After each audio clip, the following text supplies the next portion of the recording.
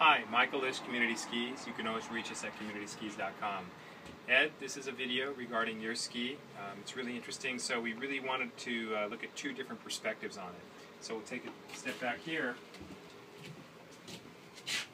So we have a groomer ski, but you asked for a little bit of playfulness off-piste. So typically on a groomer ski with a good side cut, and I think we're running you at turn radius 14 meters. So that's a pretty significant turn radius, a tight radius. So the tips and tails are going to flare out considerably as we lengthen the ski.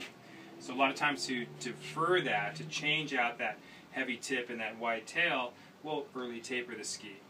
But it's really about carving on a hard pack or icy conditions. But that playfulness we can introduce with certainly a little bit of rocker in the tip. So that'll just give it some nice little bit of lift off piece when you're on the crud or powder, if you have powder on that particular day. But the playfulness we thought we could add without subtracting from the carving quality of the ski. So I've laid your ski out here.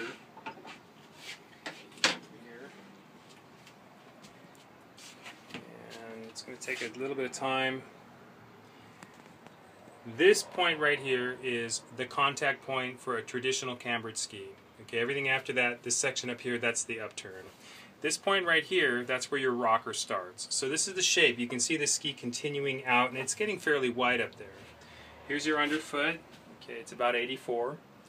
And then back here, same thing. This is the widest spot, and this is the contact point for a traditional cambered ski, and then this is your short 4-centimeter tail section. This would be a great straight carving ski, 14 meter. We're going to reinforce it torsionally. You've got a rock solid boot. You know how to race it. You know how to ski hard. So this ski would just rock and roll, get on edge and carve.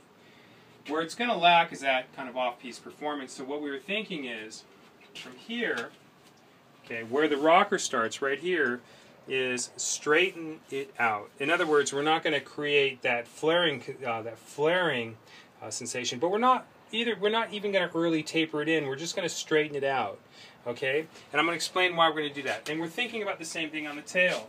It's actually not back here, but right about here, this point, straightening it out. So we're going to straighten out this last tail section.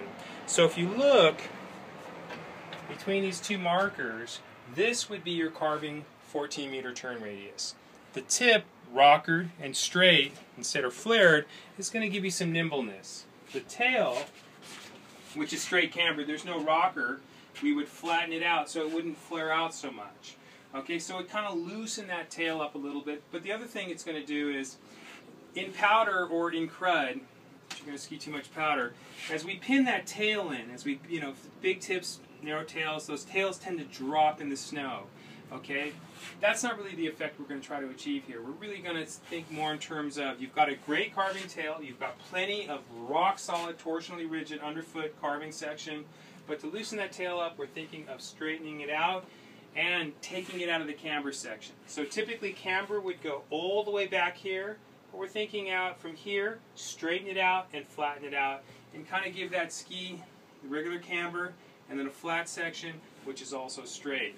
That clearly gives you amazing section and a really strong section for that carving, like I said, but it loosens up the tail and it gives you some buoyancy in the tip. Should be fun. That's our thoughts.